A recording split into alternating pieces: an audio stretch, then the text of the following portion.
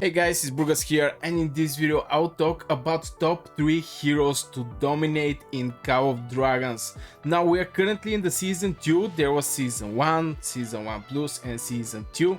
So we're going to pick from these 3 seasons the best heroes. So starting with the first one, I already have pointing out on her, this is Lilia. Now Lilia is a paid hero, well, I totally understand that, some people may not want to spend some money in the game, but for me she is the top, the cherry of the cream, let's say it like this. Not only because she's doing massive damage, look at this thing, I mean 1200 and 50% chance to do extra 1000 damage, 200 every seconds for 5 seconds, this is extra 1000 damage. That is huge. But if you awake this hero, she will hit 3 legions. But that is totally normal for the mages to hit 3 legions. But she also can spread this scorch to 2 surrounding enemy legions. That means in total she can go up to 5 legions to do this extra damage, which is extra 1000 damage. By the scorch she just got 50%. And extra and 1200. In total she can do massive damage in the Alliance War. And we all know that Alliance War is very important. If you don't win Alliance War, no territory, no Behemoths, no pass, nothing. You're going to sit in zone 1 farming nodes level 1 or maybe level 3, no one care. That's why she's on the top place. On the second place for me is Syndra. Now this hero is designed to boost the legions, and she's a marksman. Now by default marksmen have the biggest damage in the game, so every boost on this damage is actually very good. It's not like boosting the mages and the marksmans. Marksmans have like 60% more damage from the mages, for example, and every percentage boost over the marksman is actually way more damage boost from the other troops. That's why I think for the Behemoths, since the marksman is the best unit for the Behemoths, I think Syndra is the other top hero in Call of Dragons to dominate. Extra attacks, attack by 20%, every boost. Maybe the second spell is not so great, but the rest of the spells is very powerful. Also he have when you get him awakened, here comes the critical hits. On 5 critical hits he will do extra damage, which is 400.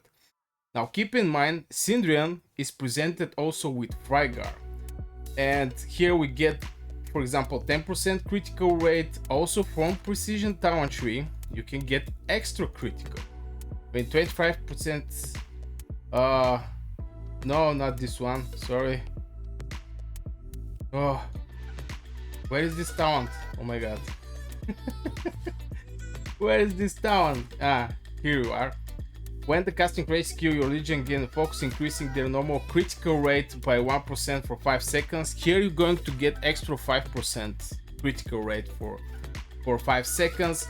Also extra critical damage. And if you combine him with the Frygar, she also have pretty juicy normal attack crit damage bonus. Also she have a critical rate, but let's say we don't care about the Frygar. I think so far the Syndra have the best boost in the game for the troops. And by design the game know that. The game know that the marksmen have the biggest damage, so they're going to provide you with a hero that is going to boost this damage. Now Syndra has a place number 2 because Behemoth's frames, of course every frame is prestige, so it's not, you have to win first the Alliance War, then you have to win the frames. So, and on the last place is actually for me, season 2 is Forondil. Now Forondil is one of the heroes that don't have stupid spells, let's say it like this, stupid spells. All the spells of the Forondil is very nice.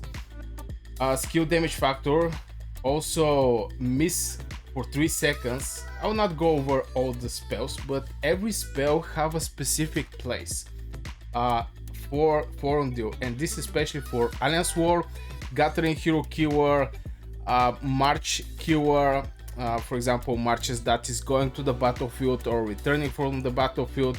You can have great mobility with Forondil if you have a flying cavalry. If you don't have, and you're like me, I'm from the Wilderberg faction, I will still use Forondil as a commander. And as you know, why I actually pick a cavalry hero, it's just because the cavalries have the insane artifacts. By insane, I mean insane artifacts. Some of the artifacts that the cavalry have can take out over 50% from your legion from the single hit. That's why, first of all, great mobility with the cavalry. The second, if you have a flying units, even better. And on the third place is actually these artifacts. These artifacts are doing insane amount of damage. Insane amount of damage. That's why on the place number 3, I'll put Forondil. Also, we have a control talent tree. And for me, control talent tree is the best talent tree for one-on-one. Just because it's providing with a lot of debuffs. It can be march speed reduction, it can be defense break, it can steal rage from the enemy with the counter attack. There is basically a lot of stuffs that the control talent tree is providing one-on-one. So yeah, this is my top 3 heroes to dominate Call of Dragons. This is my personal opinion. Let me know in the comments what you think, guys. I'm really curious.